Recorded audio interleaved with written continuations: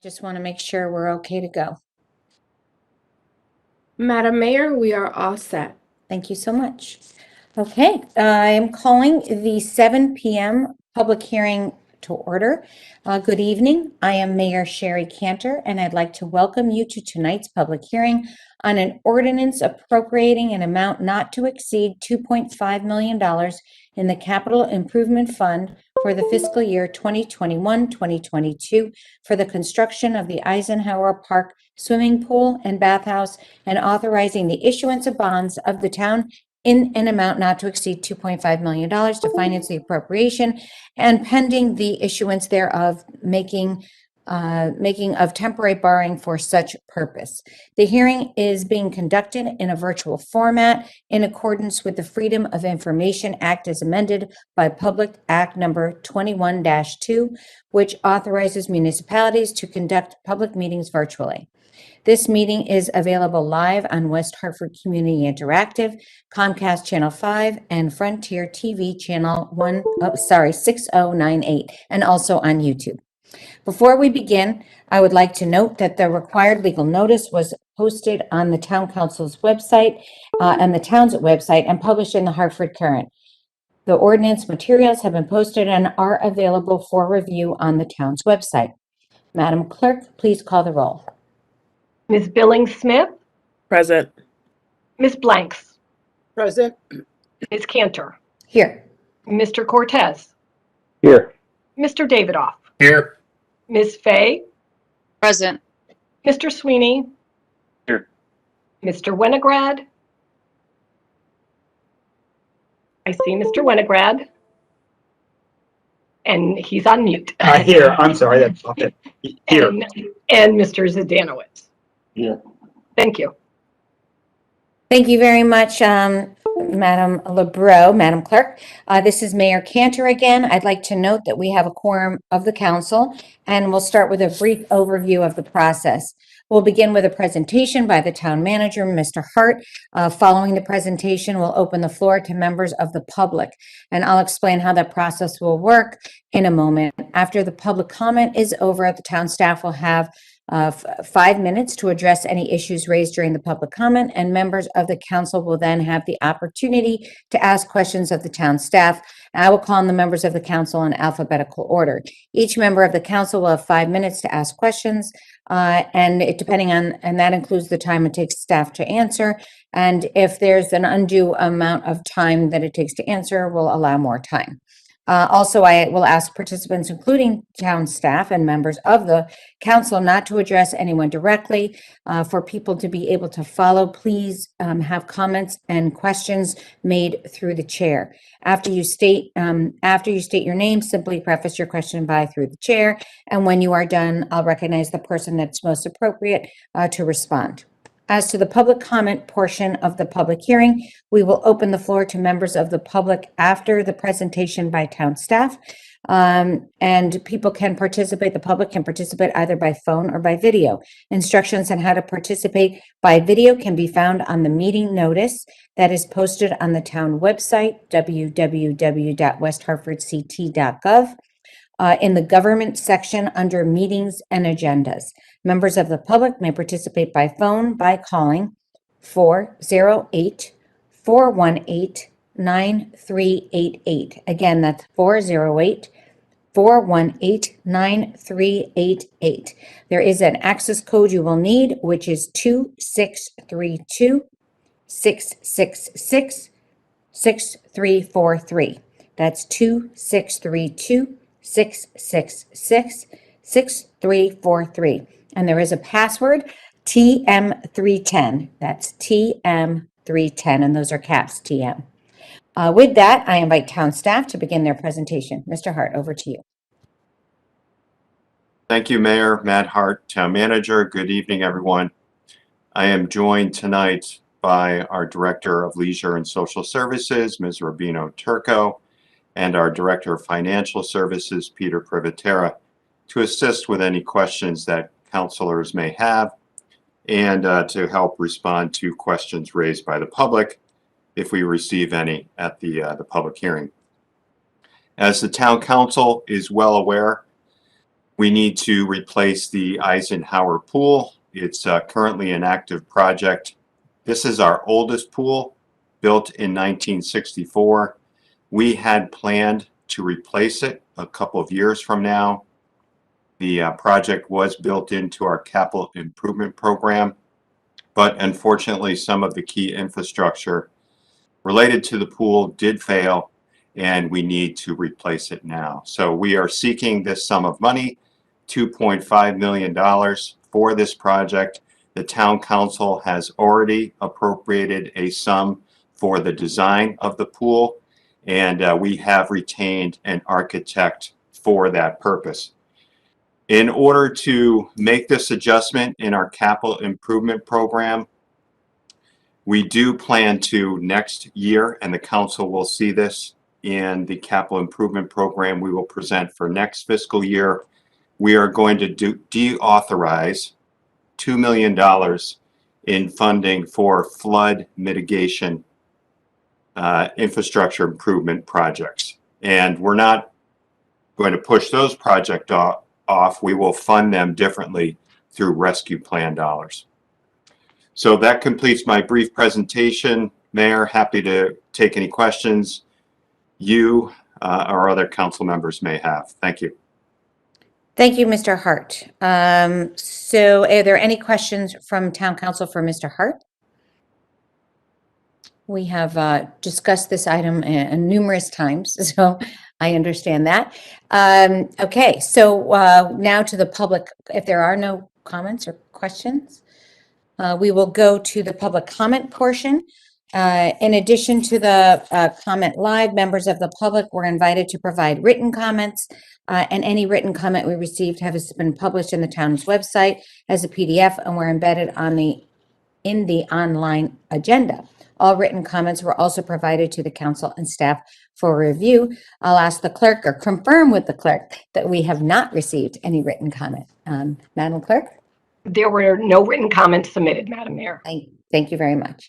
All right, so now we have the opportunity to have public comment, and we will start with any video. I don't see anybody on, and I know we have levels of security, so I think we would know that. But I just want to confirm, Madam Moderator, that there are no members of the public that are here to speak via video. Thank you, Madam Mayor. There are no members of the public on for public comments. Thank you. And now we will go to phone, and I again don't see any phone numbers registered here, but I'm just to confirm, are there any members of the public on the phone? Madam Mayor, there are no members of the public on the phone. Okay. Right. So there's no public comment or input.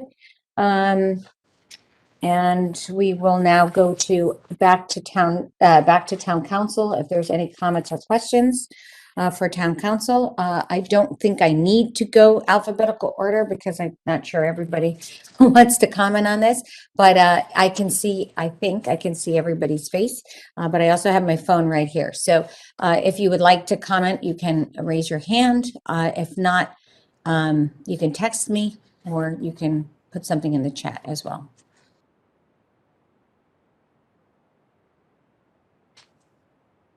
Right.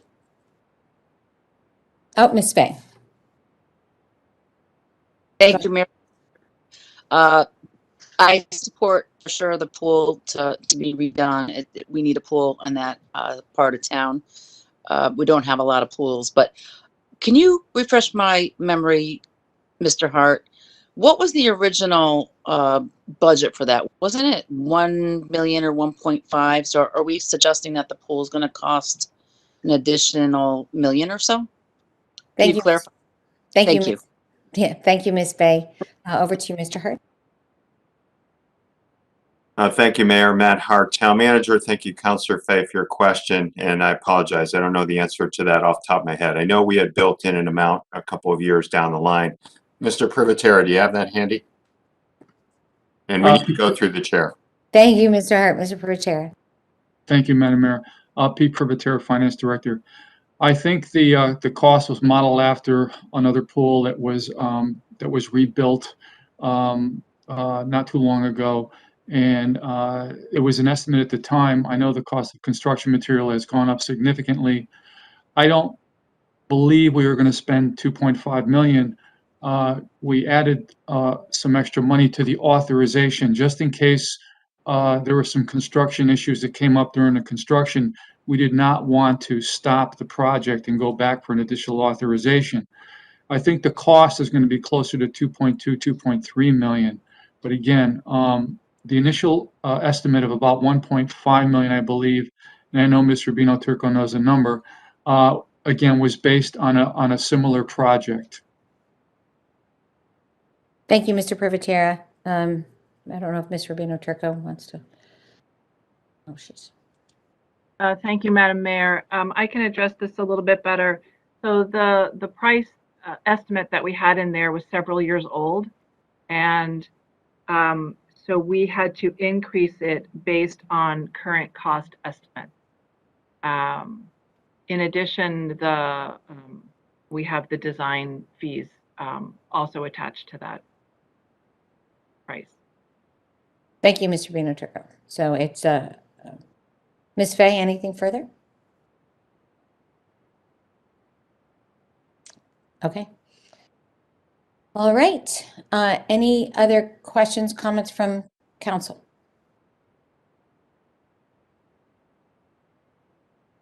Very good. All right. So if there are no further comments from council, are there any other comments from staff or any closing? All right. Without, what am I saying here? Okay. If there's no objection, I will close the public hearing. Any objection? Okay, the public hearing is now closed and we will start the council meeting at 7:30. Thank you. Go to the bathroom.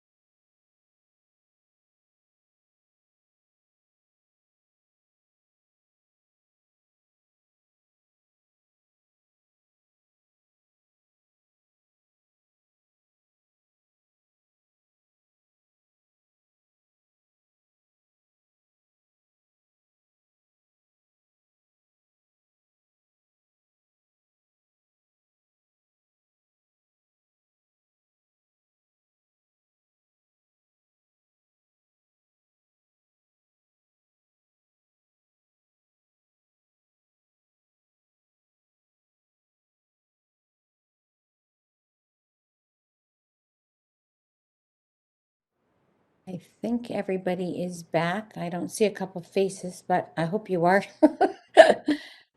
All right, we'll give it one more minute.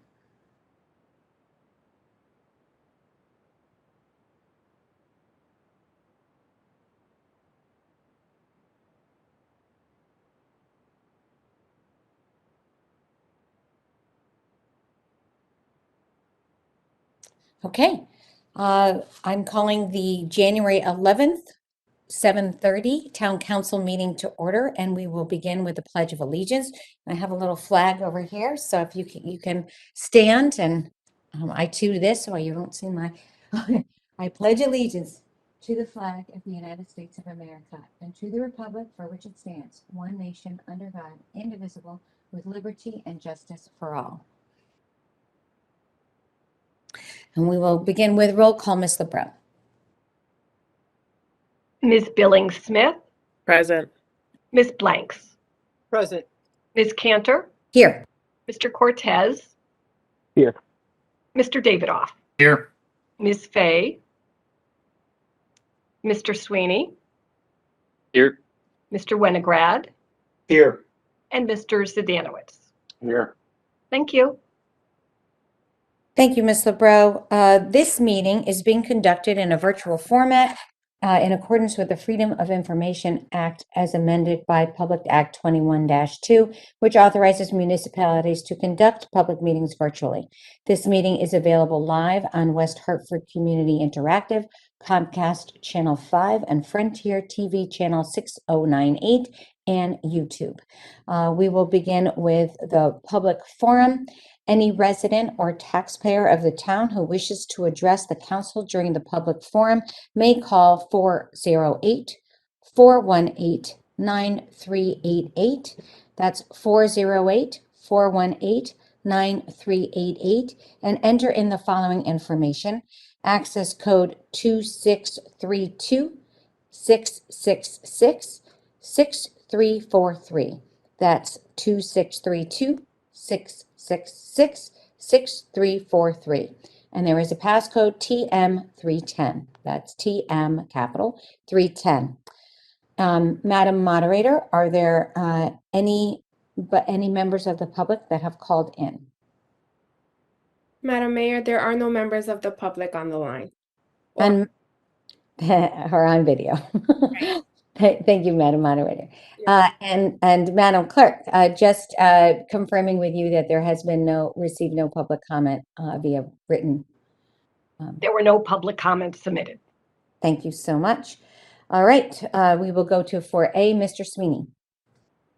Good evening, Madam Mayor, and without objection, I move that we place items 5A, 5B, 7E through 7J, 10A, 10B, and 10C on the consent calendar. Thank you, Mr. Sweeney. Is there any objection? Seeing no objection, the items are placed on consent. Mr. Sweeney. Madam Mayor, I move adoption of the consent calendar. Thank you, Mr. Sweeney. All those in favor say aye. Aye. Any opposed? Okay, hearing none, the ayes have it, and the consent calendar is adopted. We will go to number 6, Mr. Sweeney. Thank you, Madam Mayor. Madam Mayor, I move adoption of the ordinance appropriating an amount not to exceed $2.5 million in the capital improvement fund for fiscal year 2021 through 2022 for the construction of the Eisenhower Park swimming pool and bathhouse.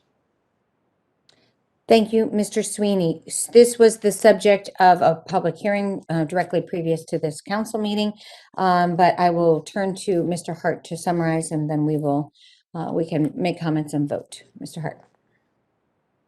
Thank you, Mayor. Matt Hart, Town Manager. As we described during the public hearing, and as the Town Council is well aware, we are seeking this funding so that we can complete the Eisenhower Pool and Bathhouse Replacement Project now. We had planned to complete it a couple of years down the line. It was in our capital improvement program, but the equipment more recently failed, and we need to replace it now. We have retained an architect. The Town Council has already authorized a sum of money for the design of the project. We have retained an architect, and our plan as it stands right now would be able to complete the project over 2022 and into the beginning of 2023 so that we could open the pool for the 2023 season. That completes my brief overview, Mayor, and happy to take any questions you might have. We have other staff on the line as well that could assist. Thank you, Mr. Hart. So I don't know if anyone else would like to comment again. This has been to a couple committee meetings, and we've been talking about this for months now, especially since we've been talking about for years, putting it in the budget, but on the capital improvement budget, but most acutely is since the recognition that we could not open that pool. So I want to thank Helen Rubino Turco for her work and in really promoting and trying to get this up and running as quickly as possible on a plan. Mr. Hart, for your commitment to do that as well. This is an important asset for our community. Swimming is one of the most important skills that you can teach your children, a life-saving skill. It's important to have access in all of our areas of town. And being a competitive swimmer in my younger days, it also is a great source of exercise, especially when you're 9 months pregnant. So anyway, it really is an incredible asset for our pool. And as our community and our climate has significant extremes, we have seen in our community intense heat periods of heat, and this is a really important place for families to go, people to go to get relief from that heat as well as it being recreational and fitness. So, and life-saving. With all of that, any other comments? So I am very much in support of this commitment and look forward to seeing this project through. Any other comments? Ms. Blanks. Thank you, through you, Madam Mayor, Councilor Carol Anderson Blanks. I would just like to echo your comments, but I would also like to add that this is I know, a long-awaited and much-needed facility in terms of recreation for our town, not only our youth, but for everybody, right? Especially after COVID, everyone's been locked up on the virtual screen. And, you know, I gotta say, when we had our first snowstorm, I was so delighted to see all the kids just be youthful and kids again with sleighing in the park. And so this is just another recreational facility that's needed for our kids to get out of the house and to get out of this virtual block and just getting back to being a youth again, because we all know that those days go by way too fast. So I am totally in support of this, and I can't wait for the construction to begin. Thank you, Ms. Blanks. Ms. Fay. Yeah, thank you very much. I can't say enough about recreational activities for everybody. And to Mayor Cantor, I was a competitive swimmer and I was a lifeguard. I was actually a lifeguard at the pools in East Hartford for many years, as well as in college when the new field house got built with a beautiful pool. I was the first lifeguard there. So, and I did it afterwards. So I support this, of course. I think our pools are very well used. So some are at capacity, sometimes even. So having a really great pool in another part of town would be really great. So I'm on board 100%. And safety is a big thing. I think that's one of the first things I taught Katie was how to swim. So very, very important. So I'm in support of this project. Thank you. Thank you, Ms. Fay. Any other comments? Mr. Davidoff. Thank you, Madam Mayor. I think for the record, I'd like to indicate that this is evidence of this body acting responsibly and being responsive to the needs of our community.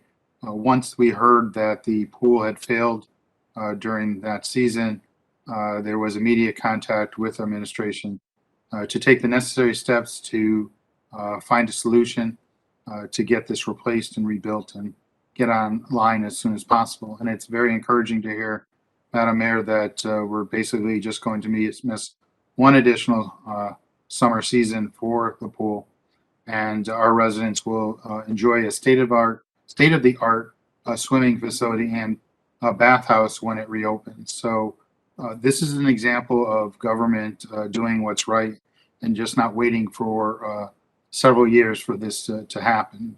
We understand that how important a swimming pool is in all of our neighborhoods, and we're being responsive and responsible, and especially with return in terms of how we plan to finance this and the steps that have already been taken. So to all those who have already worked on this, thank you for your efforts.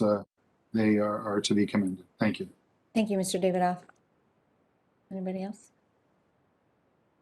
I don't see any other hands. So with that, we will go and just chime up if you if I'm wrong. We will go to a roll call vote. Ms. Lebrow? Ms. Billings Smith, Yes. Ms. Blanks, Yes. Ms. Cantor, Yes. Mr. Cortez, Yes. Mr. Davidoff, Yes. Ms. Fay, Yes. Mr. Sweeney, Yes. Mr. Winograd, Yes. and Mr. Zdanowitz. Yes. Thank you. It unanimously passes. Thank you, Ms. Lebrow, and thank you all so much. Okay, 7A, Mr. Sweeney. There we go. Sorry, my mute button didn't work. Madam Mayor, I make a motion on the resolution revising the schedule of fees for various recreational facilities. Thank you, Mr. Sweeney. I will go through to Mr. Hart, but I have a feeling he's going to go to his director. So, Mr. Hart, we'll start with you. Thank you, Mayor. Matt Hart, Town Manager. So this is an item coming to the council through the Human and Community Services Committee, where we reviewed it over the last couple of meetings. The Town Council does have the responsibility of approving all the fees we set for our leisure services facilities. We do periodically bring some proposed fee adjustments to you, and the primary reason is to generally to put us in a position where we can cover our operating costs as they change over time. Through you, Mayor, I would now like to call on Ms. Rubino Turco, who can provide a brief presentation to the council and anyone who's watching. Thank you, Mr. Hart. Ms. Rubino Turco. Thank you, Madam Mayor, and thank you, Mr. Hart. As Mr. Hart described, the Leisure Services Department offers high-quality, affordable programs through numerous facilities in town, and the Town Council governs many of the fees that are charged for many of those programs. And we review them annually to make sure that we are competitive within the marketplace, and also to help cover increased costs. And what we're seeing right now is sometimes we change the fees also to increase efficiencies when we see that. But we hire hundreds of part-time employees, the majority of which are in the summer, and usually they're either at or slightly above minimum wage. So that includes lifeguards, cashiers at the pools, camp counselors, supervisors, and ground maintainers. And so a large portion of a large driver for the price increases are really to help cover those operating costs of the increase in minimum wage. It's also in some cases for to help cover the costs of increased other operating expenses, such as at the golf course or at the pools, the cost of chlorine, the cost of materials to maintain our fields and equipment.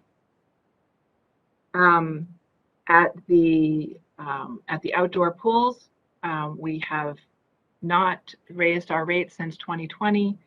Since that time, minimum wage has increased by $3 in September 1st, August 1st of 2021, and in July 1st of 2022.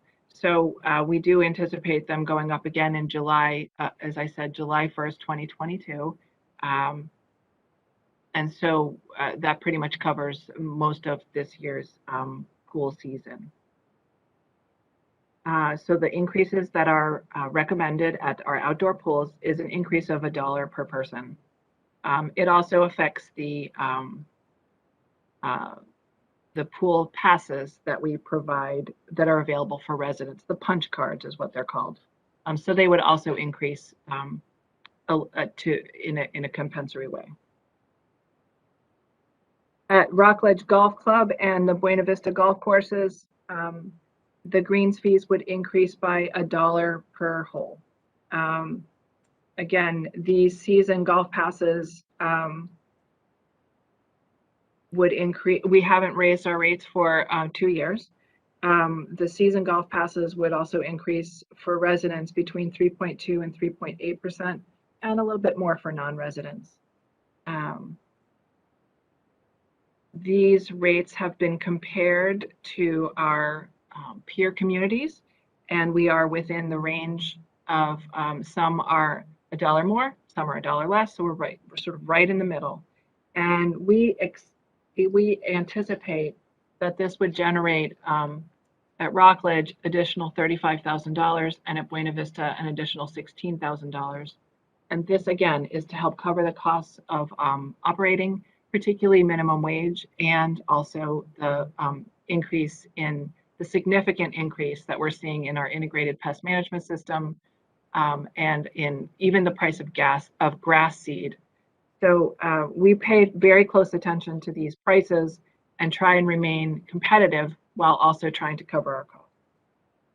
And the final price increase is really very minor. It's at Veterans Memorial Skating Rink, where we at times rent out the whole entire sheet of ice, and in comparing our rates there with others in the region, and also to help cover our costs, we're suggesting a $10 per hour increase in the proposed rental of that entire sheet of ice in season.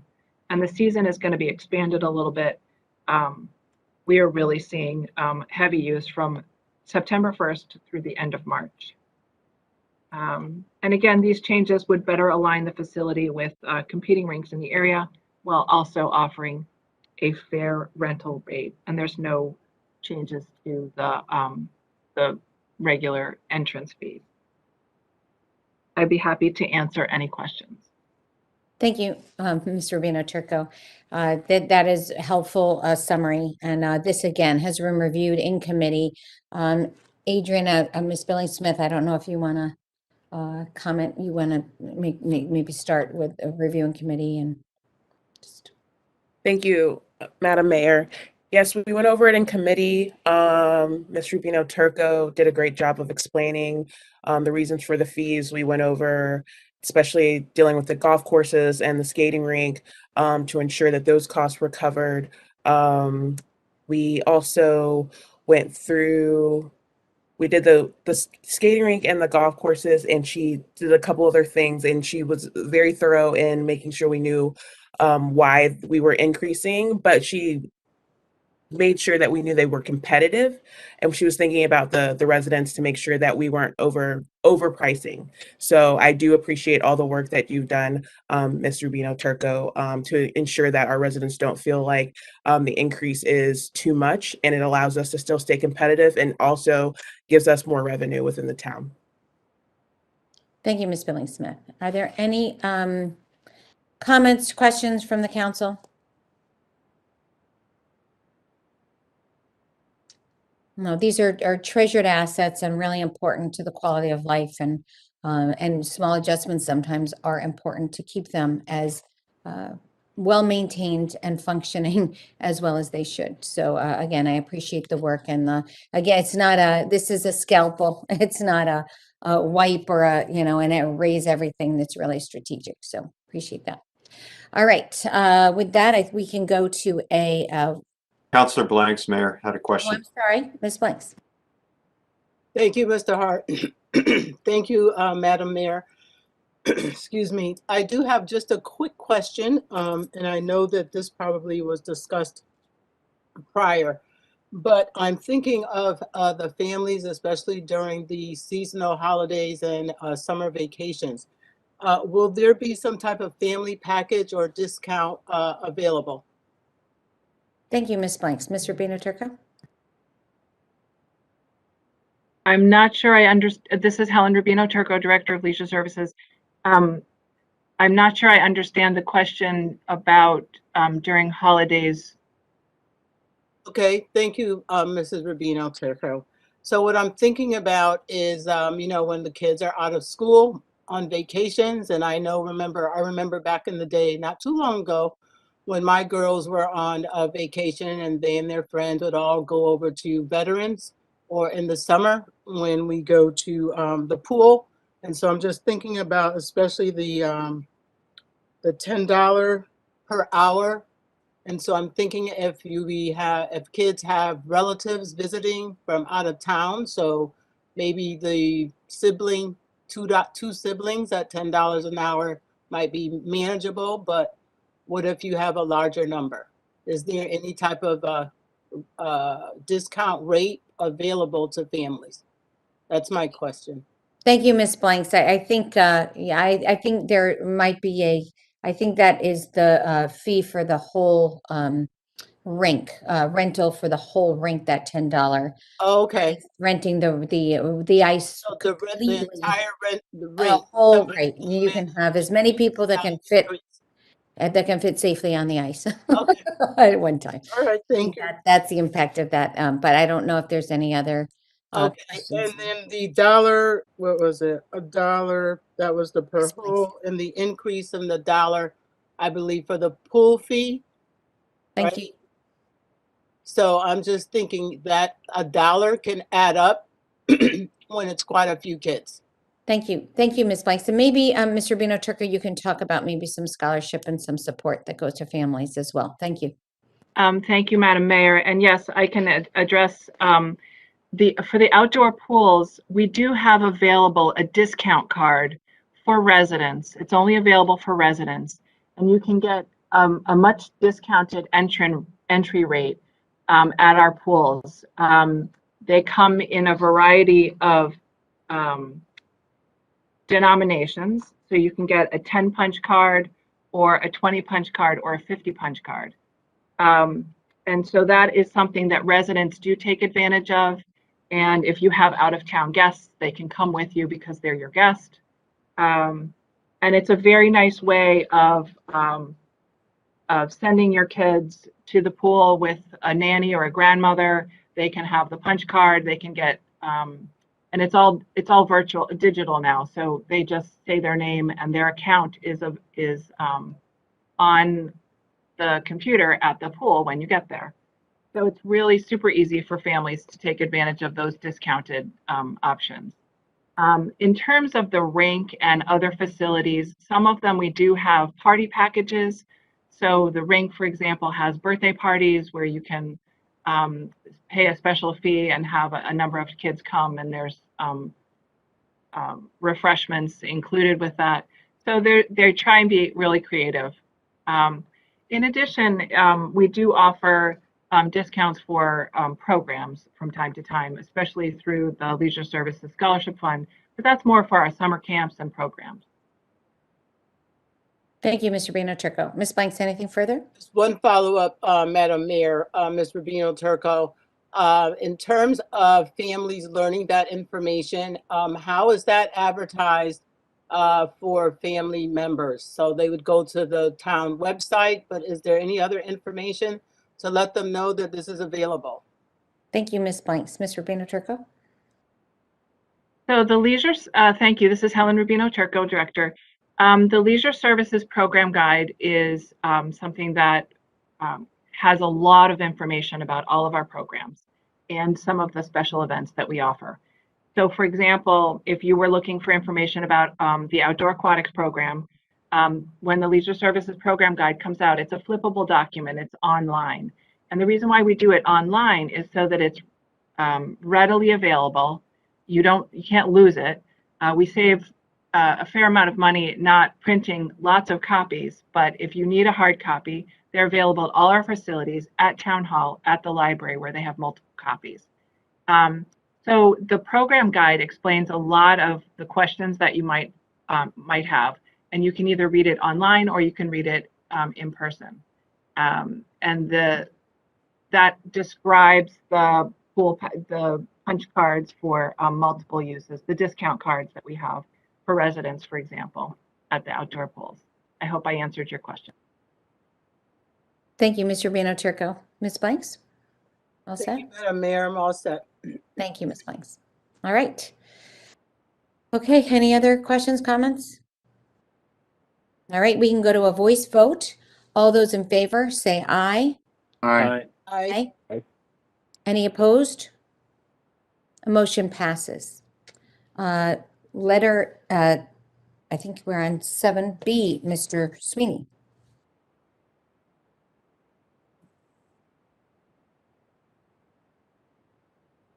Sorry. Try that again. Madam Mayor, I make a motion to adopt the resolution approving a collective bargaining agreement with the American Federation of State, County, and Municipal Employees, Local 1142, Streets Unit for the period July 1st, 2018 through June 30th, 2024. Second. Thank you, Mr. Sweeney. Motion's been made and seconded. Mr. Hart, and we'll go to you, and I'm sure we'll have some other input. Thank you.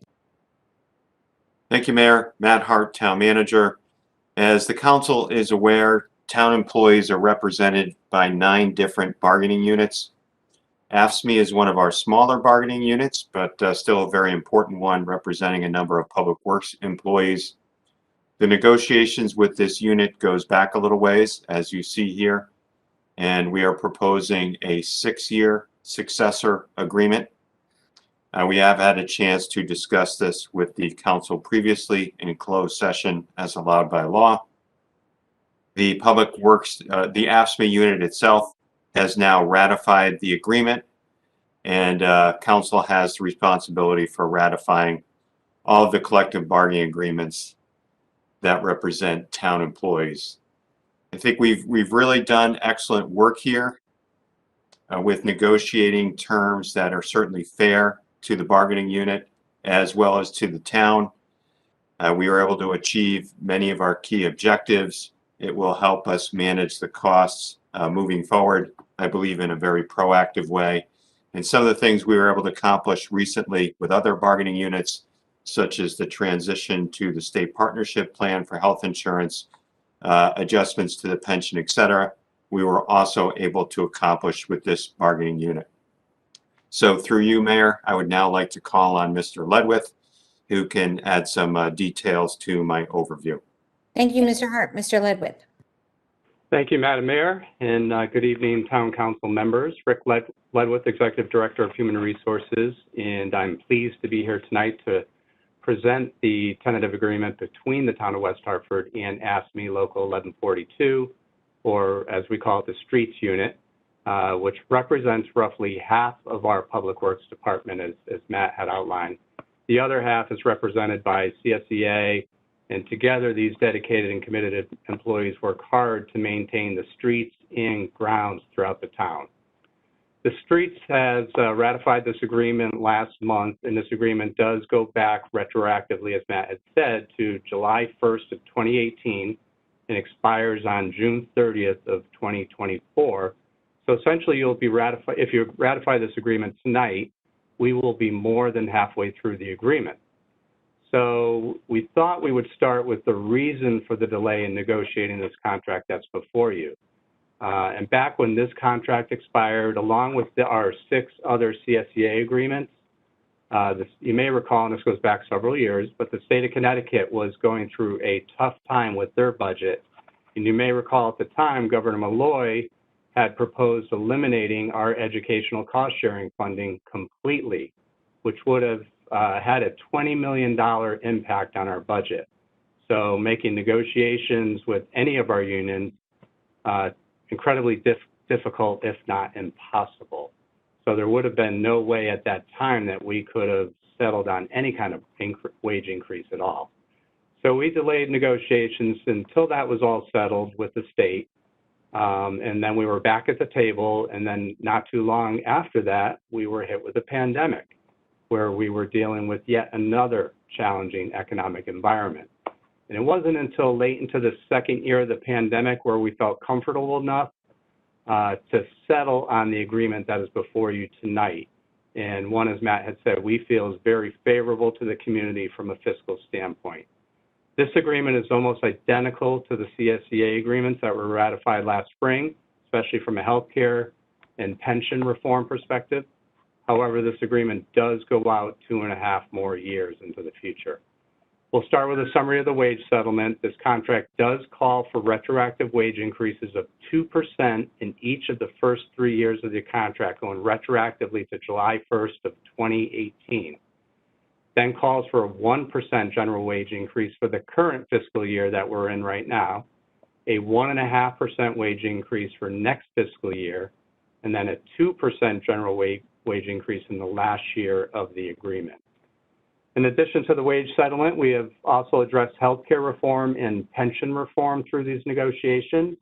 And as you may recall, and as outlined briefly by Matt, we did move the Board of Education over to the state partnership plan 2 years ago, and then we moved our police union and then our 6 CSEA unions over to the state partnership plan this past July. And you may recall the state partnership plan essentially allows municipalities throughout the state to join the state's health plan. And the board has experienced back-to-back renewals of less than 1% and then a flat renewal for this most recent fiscal year for active employees. And this has resulted in nearly $2 million in healthcare savings for the Board of Education. Adding our town unions over into the state partnership plan has resulted in an additional $700,000 in healthcare savings and increased healthcare contributions. What has impressed us most is with the state's plan is their progressive approach to tackle healthcare costs, particularly through the effectiveness of the Health Enhancement Plan, which focuses, as we've discussed in the past, on wellness.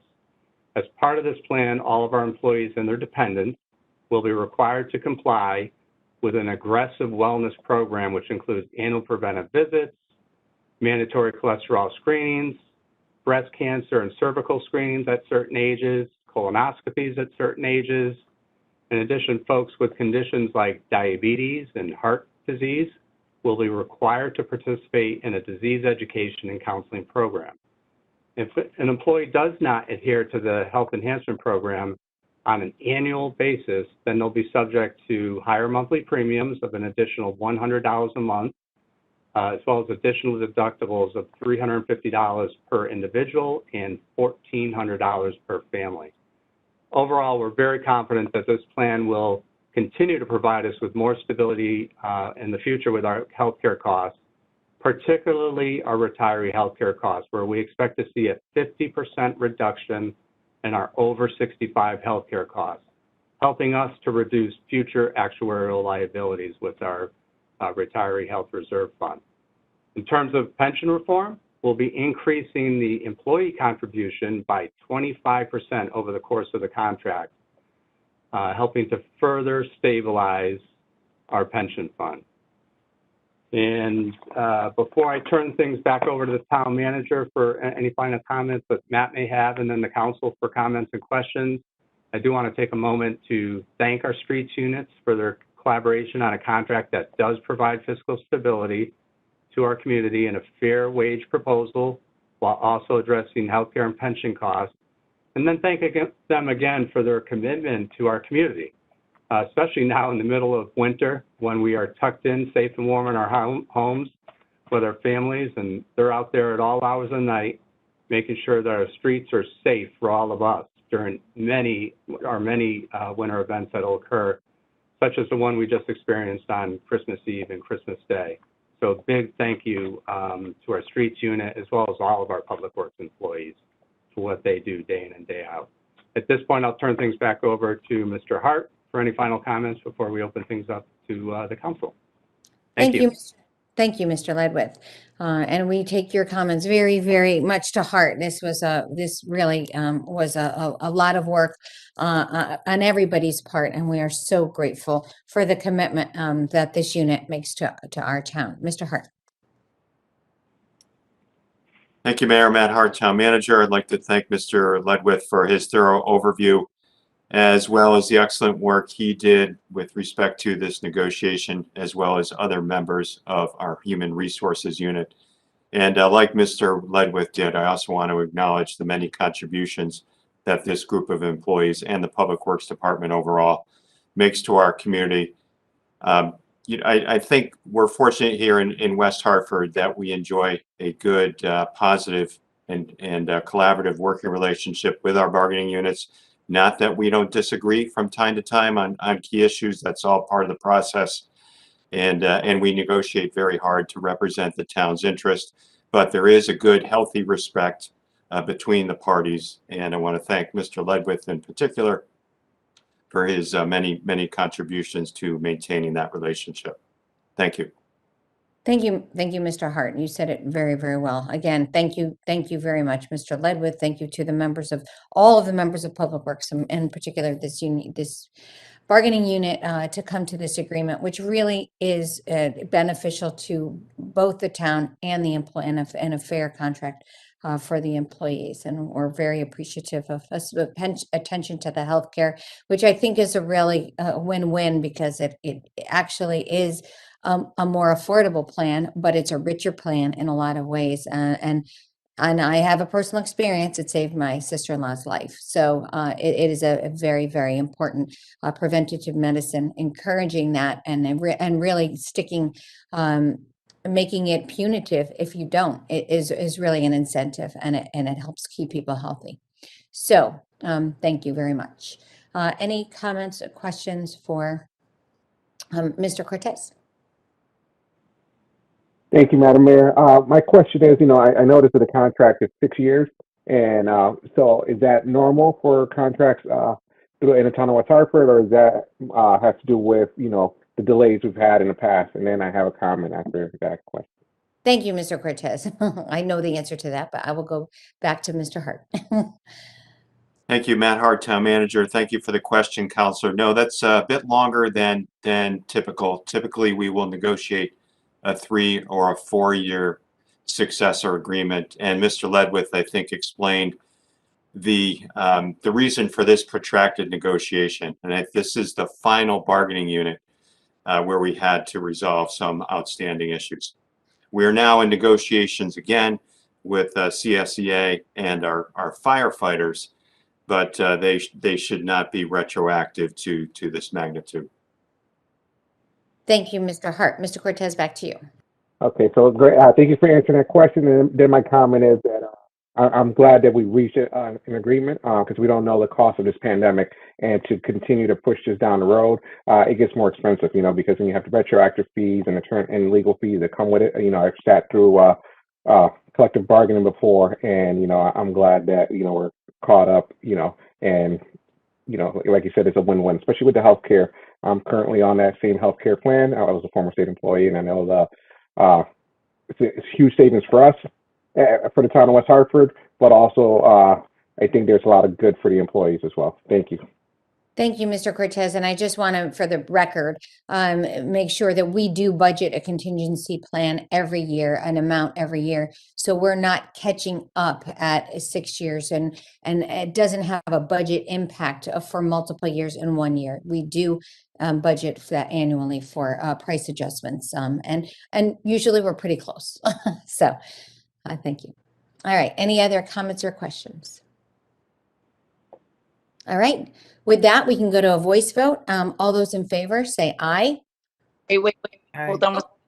Sorry. Sorry, Miss Fay. Sorry about that. I'm actually using my phone, so I can't text you.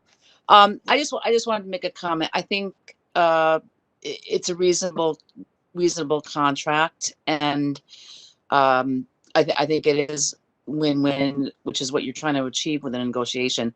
The only thing that I made a comment before, and this will be no surprise to Rick.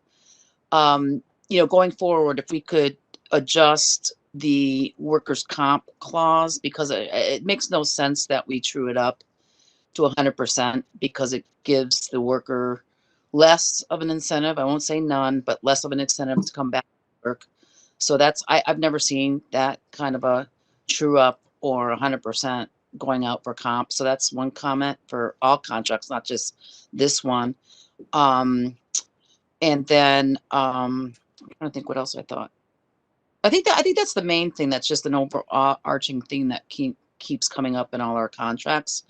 But overall, I think it's one that each side can live with. So thank you for letting me make my comments. Thank you, Ms. Fay. I'm sorry, I did not see your hand. All right. Okay, we'll go to a voice vote. All those in favor, aye. Aye. Aye. Any opposed? Motion carries. 7C, Mr. Sweeney. Thank you again, Mr. Ledwith, Mr. Hart. Thank you, Madam Mayor. Madam Mayor, I make a motion to adopt a resolution authorizing the town manager to participate in the Connecticut Communities Challenge grant program to support the redevelopment of 1051 and 1061 New Britain Avenue. Second. Motion's been made and seconded. This is exciting. Mr. Hart, over to you. Yes, it certainly is, Mayor. Matt Hart, Town Manager. So as Council probably noted, we have the same write-up for both this agenda item and the following one, and that is by design. I'll start off. I just have a few brief comments, and then through you, Mayor, would ask Ms. Gorski to comment on this item and Mr. Martin on the subsequent one. So as the Mayor said, this was a recent announcement that the state made, and the State Department of DECD, Economic and Community Development, is administering this program. And as you can see here in our write-up, eligible applicants include municipalities like us, as well as economic development agencies and regional councils of governments. And this is a grant. This grant funding is really designed to support applications that are going to improve livability, economic activity, appeal and attract new residents, new businesses as well. So projects that they were calling for would include elements such as transit-oriented development, development within a downtown or a major hub, essential infrastructure, projects related to housing, mobility improvements, public space improvements. So you'll see that the two applications you have in front of you this evening do include several of those key components. And I would also like to commend Ms. Gorski in particular for the successful Brownfields grant application she wrote for this particular project. And we shared that news with the council last week, receiving approximately $950,000 to assist with environmental remediation costs related to this project. We're really excited about this project. Think it will add certainly to the vitality in Elmwood, but then to the town overall. And to the best of our knowledge, that is the first Brownfields grant that the town has ever received. So kudos to Ms. Gorski for her and the applicant for their great work there. So I'll pause there, Mayor, and then through you, call on Ms. Gorski to elaborate. Thank you, Mr. Hart. And I sent you many a memo, an email going, what are we doing? What are we doing with this? How are we competing for these resources? So again, Ms. Gorski, congratulations. And this really fell in your lap and you moved with it, and you really did achieve a historic, award for the town. So thank you so much, Ms. Gorski. Thank you very much, Mayor. Kristen Gorski, Economic Development Coordinator. Also, thank you to Manager Hart. So yes, this is the same project, and this particular grant program we submitted, as well as what Mr. Martin will discuss, we submitted letters of intent to apply back in early December. We have applications that are due at the tail end of this week on Friday. So really excited about this particular project. And as Mr. Hart had mentioned, we think that it really meets a lot of the criteria that DECD is looking for. And just to add a little bit additional perspective, this particular grant program came out of the state's economic action plan that was passed in 2021. And it's really focused on place-based development that will enhance vitality within communities. So we definitely think that this particular project will meet that criteria, as well as certainly is place-based and will enhance Elmwood and the community at large. So what we are requesting in the application is a $5 million request. There is a stipulation in the application as well as in the program that the private partner does need to make a 50% contribution. So the owner of the property, Nasra WHLLC, who is also going to be serving as the developer for this particular project, they will be contributing $2.5 million. Part of that will be a land contribution, the property that they own, which is the former Puritan site, as well as personal financial monies that they will be contributing, excuse me. And so that will equal the 2.5 million, and our request of $5 million is going to go into the application. And this particular grant program, you're allowed to request anywhere from $1 to $10 million.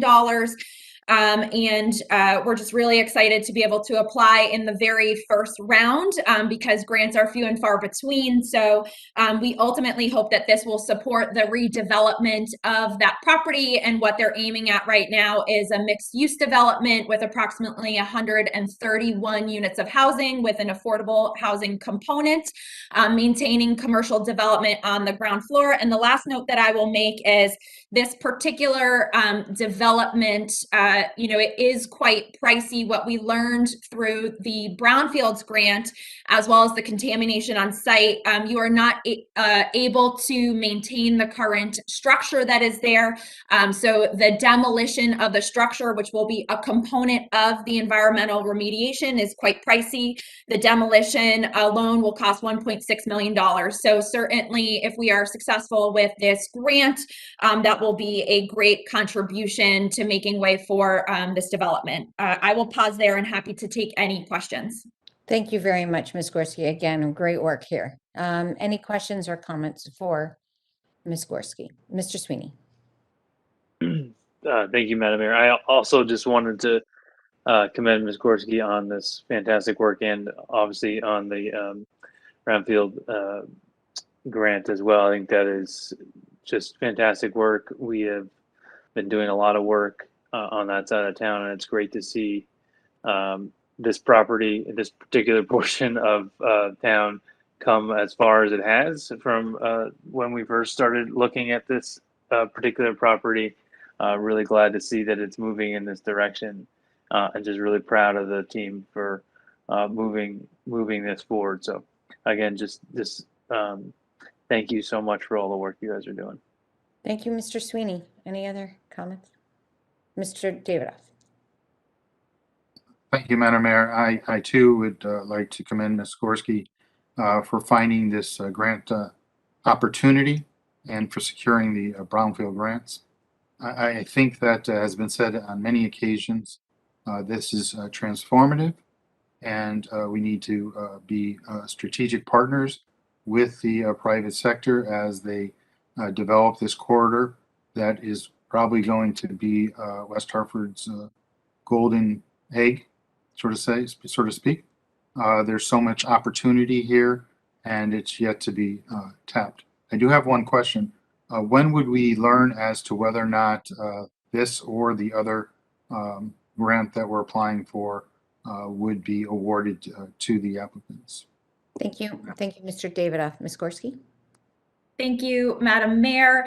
Councilor Davidoff, they are currently, DECD, excuse me, is currently anticipating award announcements in March to April of 2022. Thank you, Ms. Gorski. Anything further, Mr. Davidoff?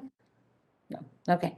Thank you so much. And so I think we will vote on this and then go to Mr. Martin, I think, for the comment on the next one. Any other comments, questions, Ms.? No? Okay. All those in favor? Oh, Ms. Blank, sorry. Some people are scratching their head. Okay. All right. Thank you, Ms. Thank you, Madam Mayor. Through you, I'm not going to be long.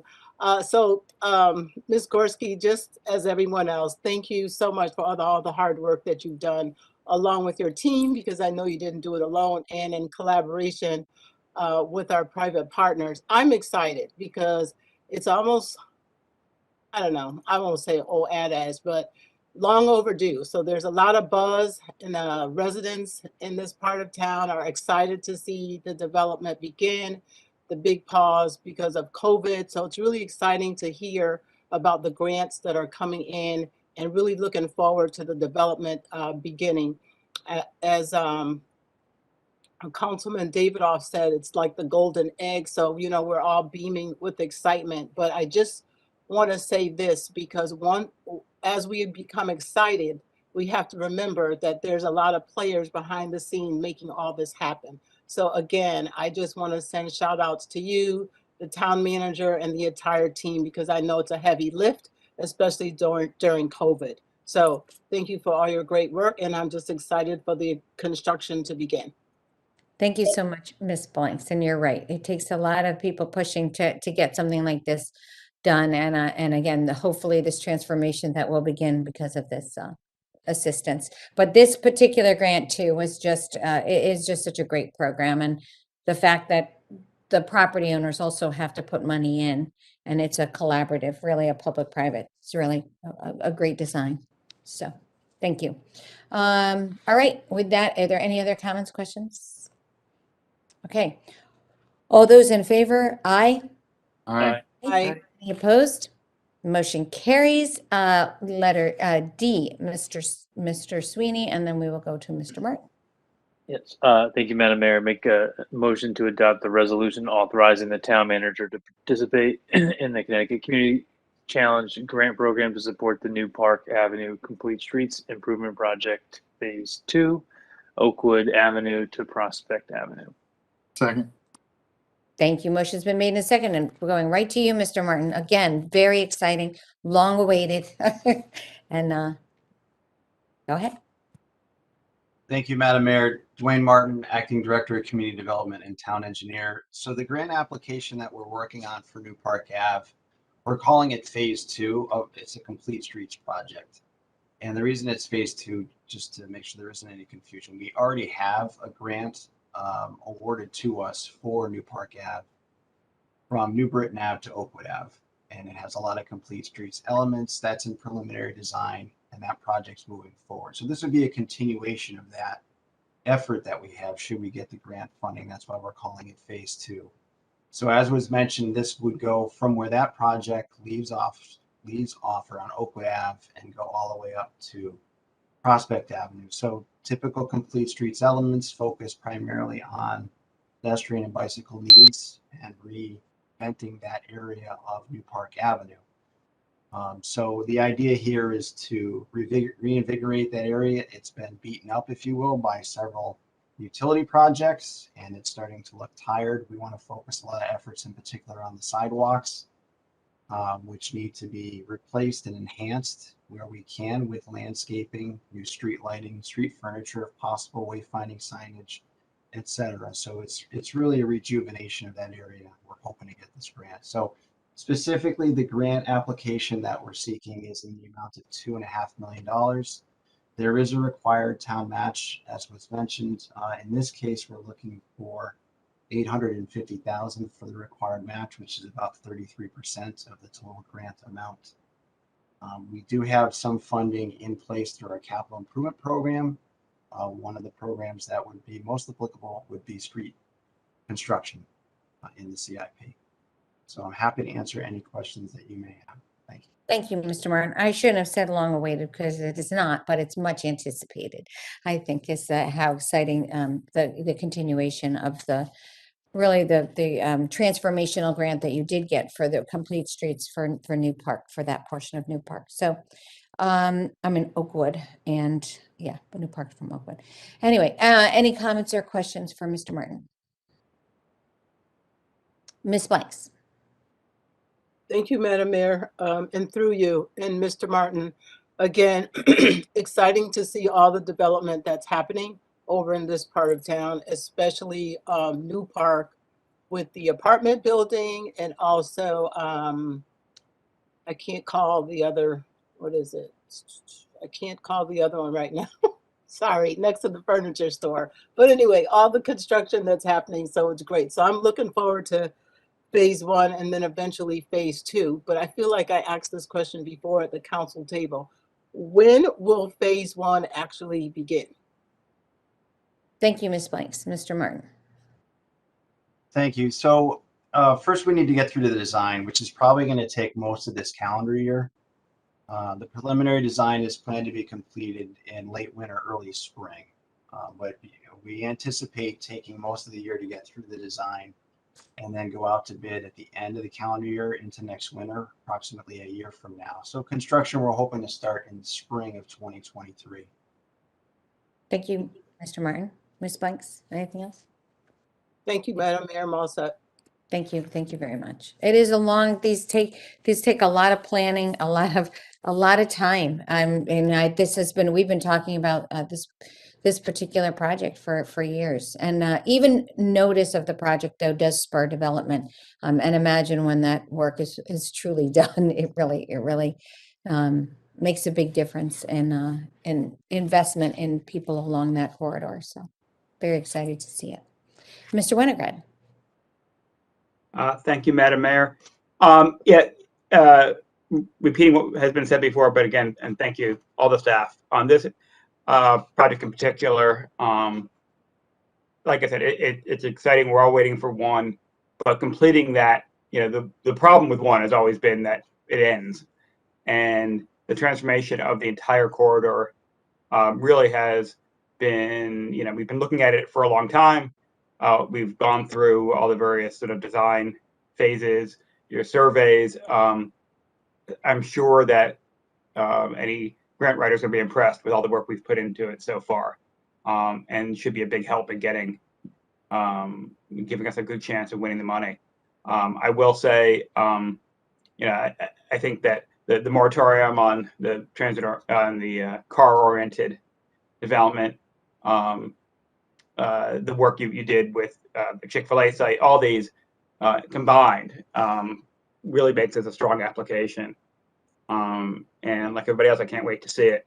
I have ridden my bike down that way and it ain't easy. You can get partway there, but after that, it's kind of scary. And I think walking, riding, driving, everything's going to be so improved. It's going to be great for business and really great for the community. So obviously support this, all the work you've done so far, and good luck with the application. Thank you so much, Mr. Winograd. Completely agree. Any other comments, questions? All right. Again, thank you so much, Mr. Martin, for your continued commitment to this project. And again, it's good when people see it, it's just going to be really so transformational to the area and the town. All right, we can go to a voice vote. All those in favor? Aye. Aye. Aye. Any opposed? Motion carries. Wonderful. Congratulations. And thank you so much. Now we will go to reports from the town manager. Mr. Hart. Thank you again, Mayor. Matt Hart, Town Manager. Just moving my screen over. So I loaded my report earlier today. Council can access it when you get a chance. I'm just going to touch on pretty much every item, and I'll try to be quick and concise. So first, under the category of council business and meetings, we have completed most of the committee meetings for the month of January. We only have one remaining, and that's community planning and economic development. We'll meet next week on the 19th at 8 a.m. And then the next regular meeting of the council will be held on January 25th. We do have a couple of public hearings that night, the first one starting at 6:15. So I wanted to bring that to your attention. And both of those meetings are planned to be virtual, the committee meetings as well as the council meeting itself. Moving on to staff reports, as the council is well aware, we did decide to reinstitute a universal indoor masking requirement, and that was effective on January 6th. Now, we did this through a series of conversations, the mayor and I, with our public health director, other public safety officials, etc.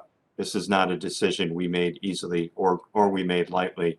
And we're trying to join other municipalities across the region in this effort And really, it's designed to combat the surge of cases that we've been facing with the latest variant, and in particular, trying to protect our workforce and keep people healthy. Moving on. Oh, and I do appreciate the council's support for that. I know it's not an easy thing to do, but we thought it was very, very important. Also, as I reported earlier today, and as we discussed with the Public Works Facilities and Sustainability Committee, we are reinstituting the overnight parking ban, and that will be effective as of February 1st. And the overnight parking ban applies to the hours of 2 a.m. through 5 a.m. The town has had this rule in place for many decades now. We did suspend it in March of 2020 when the pandemic hit, and we did that largely to accommodate students who were at home, other people who were working at home. We just had more cars in our residential neighborhoods. While that need still exists to a certain extent, it has also been alleviated. So people who do need to park a vehicle temporarily on street, they can utilize what we call our parking omit system. That is something we had operational before the pandemic, and it's something we will utilize again. It's an online system accessed through our website, and the police department administers it for us.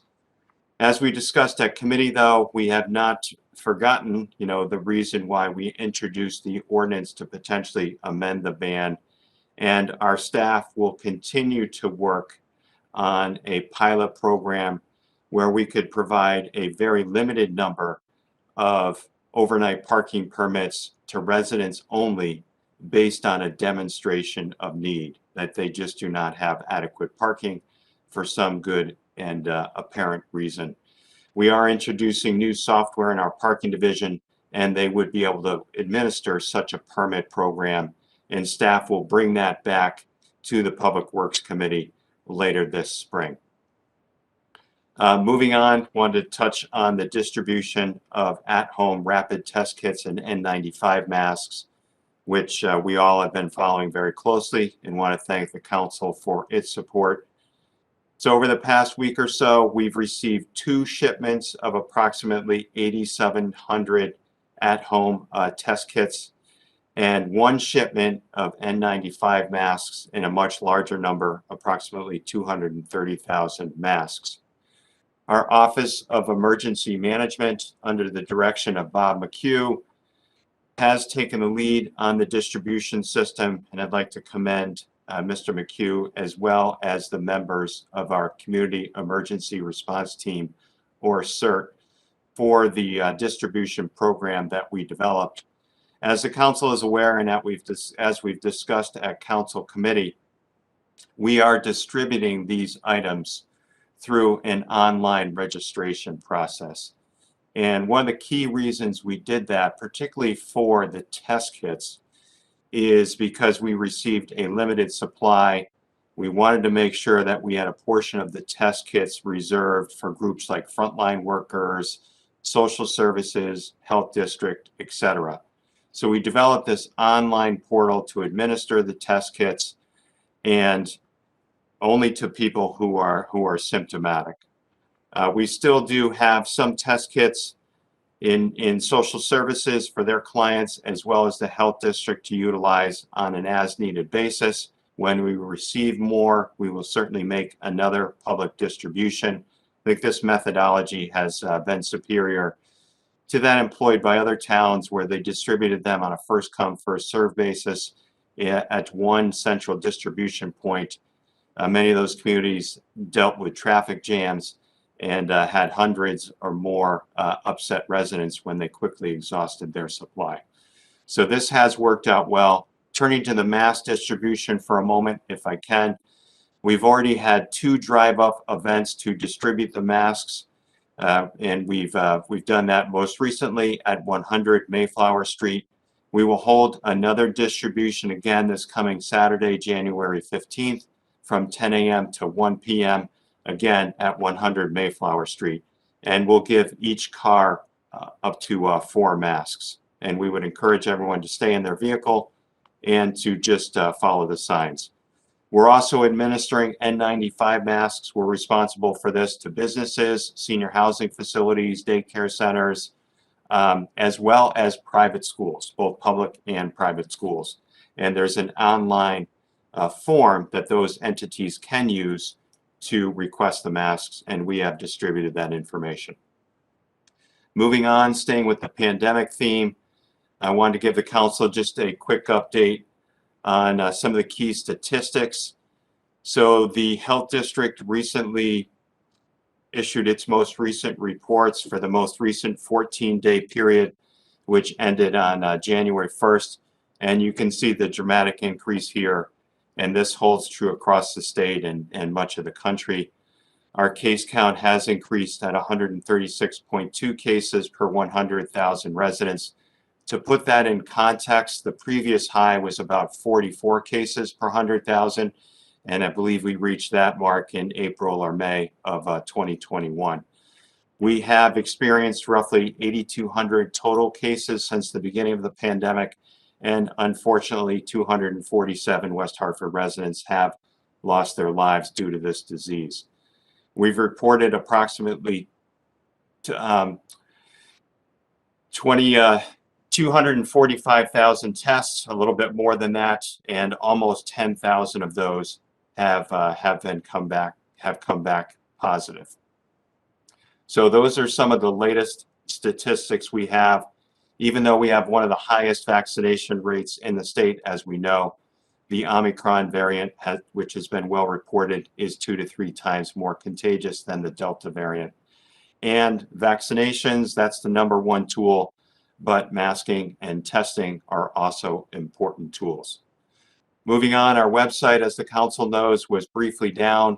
We utilize a vendor, Final Site. Actually, they're headquartered in Glastonbury, Connecticut, not too far away. This was a global issue for them. It affected approximately 5,000 customers, including the town.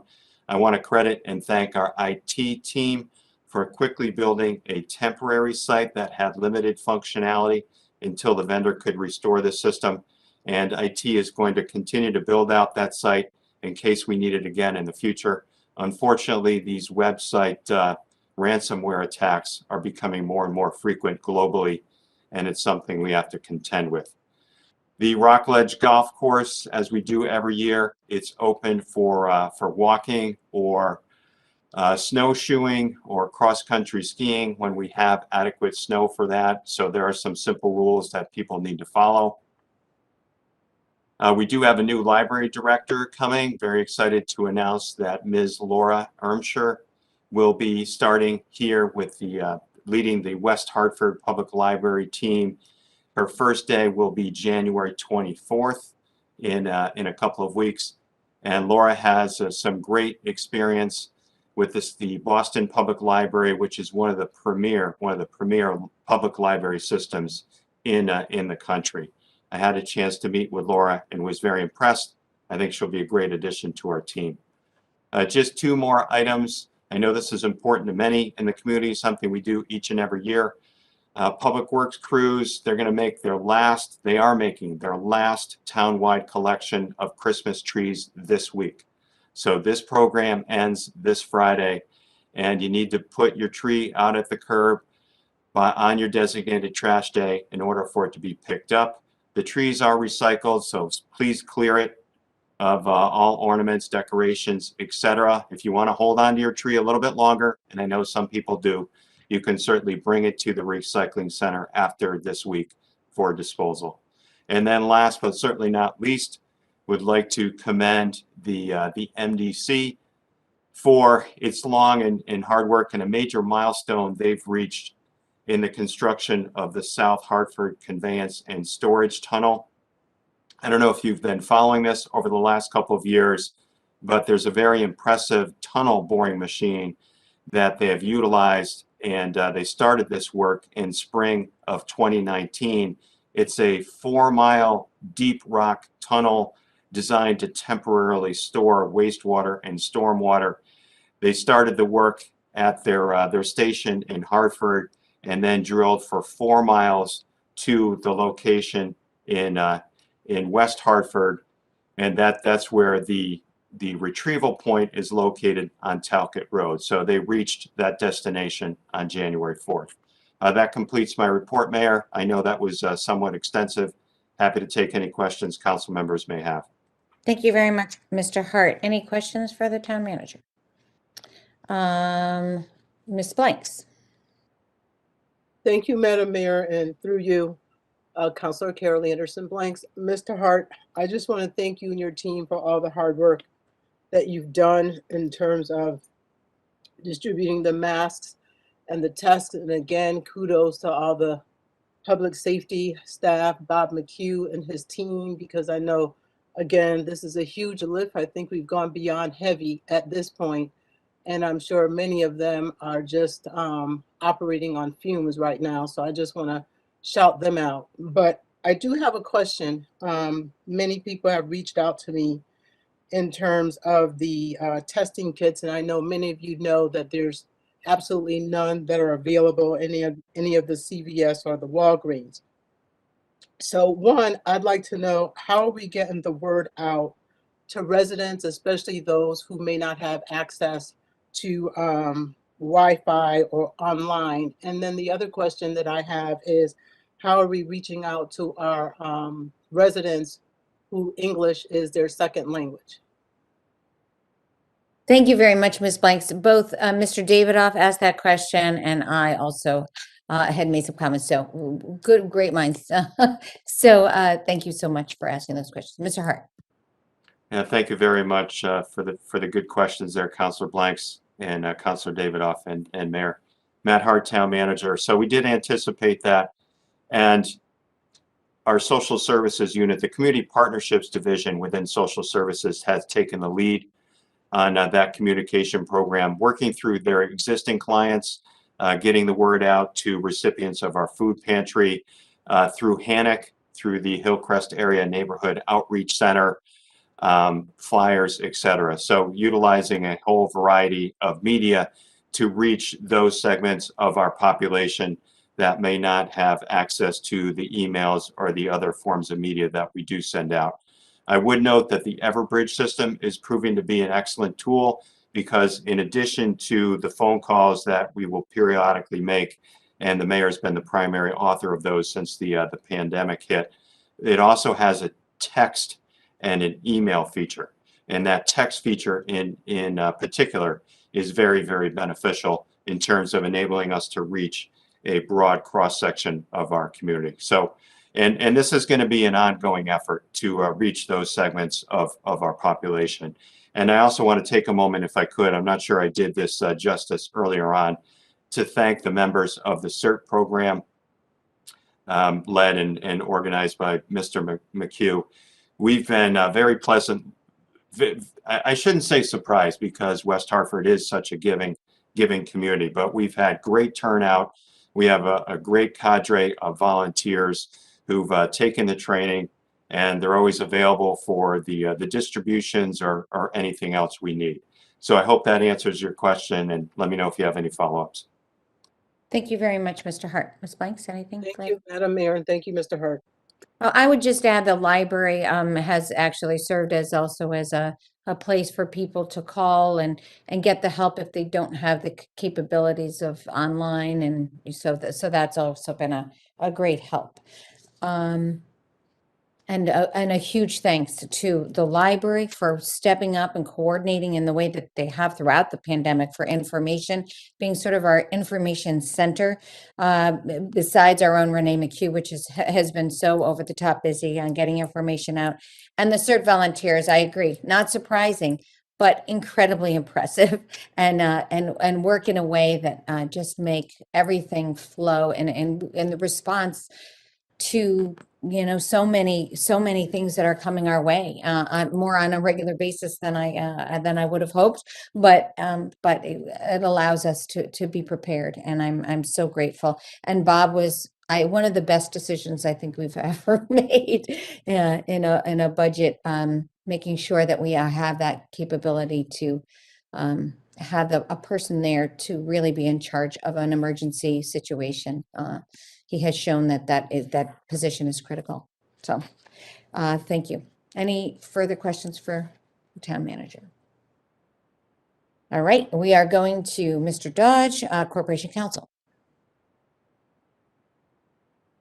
Madam Mayor, this is Corporation Counsel Dallas Dodge. I have no formal report this evening. As you'll note on the agenda, however, we will require an executive session to discuss an attorney-client privilege memorandum, specifically our annual litigation report for the town council. With that, I'm happy to answer any questions.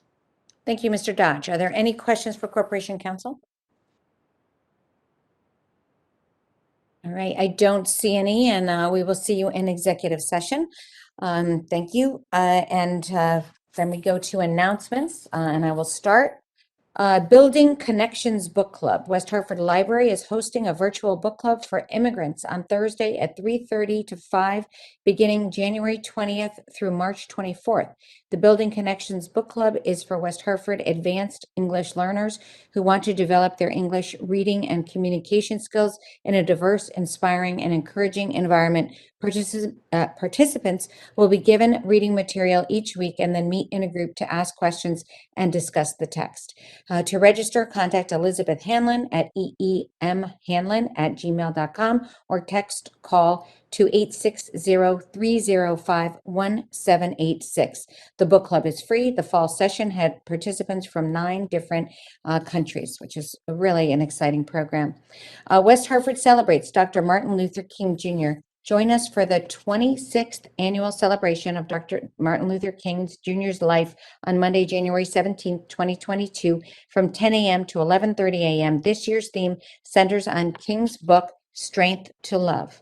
Due to the pandemic, the event will be held virtually on West Hartford Community Interactive on Comcast Channel 5 and Frontier 6098. Also on wwhctv.org and of course YouTube. This year's keynote speaker is Janae Woods Weber, an activist, advocate, facilitator, and trainer for social justice issues and a West Hartford resident. Janae is the executive director of QWOLF, Connecticut Women's Education and Legal Fund, a statewide nonprofit organization that advocates for and empowers women and girls, especially those who are underserved and marginalized. This is a 100-year-old organization that's incredibly impressive. The 2022 celebration also includes a welcome from me, a prayer by the Right Reverend Dr. John J. Selders of Amistad United Church of Christ and co-founder Moral Monday, Connecticut. Earl Exum will serve as Master of Ceremonies. Mr. Exum is president of West Hartford African American Social and Cultural Organization. 2 high school students have been selected to give their perspectives on Dr. Martin Luther King Jr. They are Skyla Nelson of Conard High School and Grace Wright Goodison of Hall High School. This year's musical performance include Hall High Jazz Program, the Hall High Choraleers, Conard High School's Voices of the World, Bristow Middle School's Voices of Bristow, and Miles Wilson Tolliver, Artistic Director of Voices of Hartford and gifted opera singer. We will also hear from U.S. Senator Richard Blumenthal and Connecticut Attorney General William Tong. Tune in on Monday for powerful and inspirational speeches and music you will not want to miss. Special thanks to the event sponsors, including West Hartford African American Social and Cultural Club, organization, the Witness Stones Project, Concerned Parents of Color of West Hartford, thank you, Adrian, Town of West Hartford, and West Hartford Public Schools. Special thanks to West Hartford Community Interactive for producing and airing this event. It is quite a commitment to put all the pieces together, film everybody, and put it all together. So I really, really hope you all participate and watch it. And what's so nice about a virtual event like this is it is memorialized and people can watch it at any time. I also want to thank Renee McHugh for the extensive work that she does coordinating all of this. She really does such a great job, and we're so grateful to her for making this happen. I wish we could be together in person, but to keep everyone safe, I guess we'll have to wait another year to make that happen. So again, I hope you all can join. Are there any other announcements that people have? Mr. Sweeney. Yeah, I just wanted to shout out Conard's Riley Fox on dropping 50 points and setting a school record beating a contemporary mine, Ramon Manning, who actually I played against, and I think was at school with Mr. Dodge at Conard. But really an amazing thing. 50 points by anybody at any level is pretty impressive. And so just a shout out, and he's only a sophomore. So yeah, I know that takes a lot coming from a Hall grad to give that shout out to. So I also, when I said, thank you, Mr. Sweeney, when I said, congratulations, go Conard, yeah. It felt different, but that was amazing, amazing, amazing. We are rooting for him. It's awesome. And I want Coach Hurley to start to get in touch with him. So anyway, anything else? Are there any other announcements? All right, thank you very much. With that, we will go to executive session. Mr. Sweeney. Mr. Dodge, it looks like he has his hand up. I'm sorry, Mr. Dodge. Go ahead. Madam Mayor, I believe we're going to go into executive session using unanimous consent. Can I suggest, however, that when you make the motion to go into executive session, you also make a motion to adjourn the regular session of the meeting immediately thereafter, which will save us a little bit of cumbersome maneuvering to get back on the public WebEx afterwards. Appreciate that, Mr. Dodge. So, Mr. Sweeney, you'll make the motion to go into executive session and then make the motion to adjourn. So, go ahead. Yes, Madam Mayor, without objection, I move that we enter into executive session for purpose of discussing an attorney-client privilege memorandum, and that when we return, and that we adjourn as we adjourn the executive session. Is that correct, Mr. Dodge? Thank you, Mr. Sweeney. Motion's been made, and I don't know if it needs a second. I don't think so, but Mr. Dodge said no. Is there any objection? Hearing no objection, we will enter into executive session and then adjourn the regular meeting. Corporation Counsel Dallas Dodge and attorneys Verano and Latour and Town Manager Matt Hart, Executive Director Mr. Rick Ledwith are invited to attend. Members of the council, please make sure to leave this meeting on WebEx and log into the separate invite that Ms. Reinheimer has just sent out. Please note that we do not intend to take any action after the executive session, and the meeting again will be adjourned. Okay, and so do we have to do the motion for adjournment? Mr. Sweeney, go ahead. That was part of Mr. Sweeney's motion, Madam Mayor, and so this meeting will be adjourned as soon as the executive session ends. Okay, Mr. Sweeney, do you have another question? Oh, Okay, all right. So we will move into executive session now. Okay, so sign off of here and use your link that